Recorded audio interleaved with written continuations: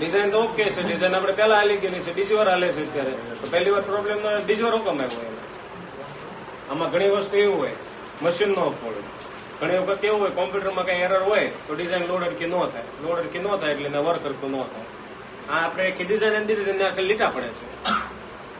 તમને એમ કે આમાં આમ થાય છે તો આપણે જોવાનું કે આપણે મિસ્ટેક છે કે નહીં. આપણે પરફેક્ટ ખુલે ને એટલે મશીનમાં પરફેક્ટ ખુલવી જ જોઈએ. આ એક વસ્તુ છે તો આપણી મિસ્ટેક ન હોય.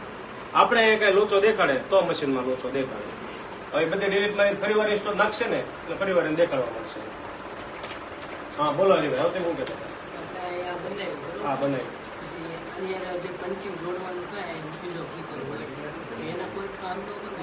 કોઈના પોઈન્ટ નહીં તો પછી તમારે તમે જોડવું છે ને એક રન તમે એટલો મૂકી દો. હા એટલો કટકો મૂકી દો. હવે આ રન મૂકો કેટલા કેટલાનો કટકો થાય? 5 નો 6 નો રન મૂકવી દાખલા તરીકે ખૂણો આપણો બનશે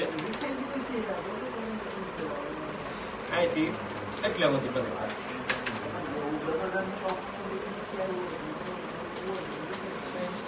180 સ્ટીચ કેટલાનો 5 નો નાખો છે 180 સ્ટીચ જમ્પ આવી ગયું. જમ્પ ગણાય ગયા. આ તો હશે લગભગ 20-25 સ્ટીચ કદાચ હોય.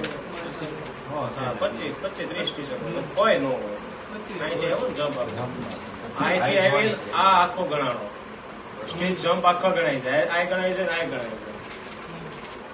સમજાણો 25-30 જાય. પંચિંગ ચાલુ છું અહીંયા પૂરું છું અહીંયાથી જાય બીજો ફિગર એનું પંચિંગ અહીંયા આમ મૂકવાનું. પંચિંગ ફેરવવા ન જવાય. પંચિંગ ફેરવવા જાઓ જો ઈઝી હોય ફેરવી સારું પડતું હોય 5-10 મિનિટમાં કામ પતી જતું હોય તો પંચિંગ ફેરવી નાખવું. પણ તમારે એમાં કલાક વહી જવાનું હોય તો એ ધંધો ન કરાય. તો રન મૂક દેવો ઈઝી છે. હવે એવા કઈ 180 સ્ટીચમાં કે આ શું કહેવાય 20-25 સ્ટીચમાં એનો કઈ ફેર ન પડી જાય. સમજાણું? હા બહુ ઝાઝા રન મૂકવાનું થતા હોય બહુ આમ તેમ થતું હોય તો પછી કરવું પડે. બાકી જરૂરિયાત નહીં એવી. પહેલી વસ્તુ કે આ ખૂણા હોય ને એ જમ્પમાં નાખી નાખવાના. અને 10,000 જેવા સ્ટીચ હોય ને એટલે જમ્પમાં નાખી નાખવાના. ખૂણો પેલા બની જાય પછી બીજો પાર્ટ બની જાય. પણ એ મગજ કરી નહીં. અમુક એવું હોય કે ભાઈ જોડજો અરે એને જોડો તો હાલે.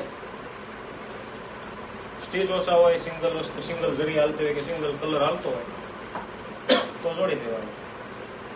પછી આ બીટ્સમાં બીટો એટલે 450 જે આપણે ફિગર બનાવી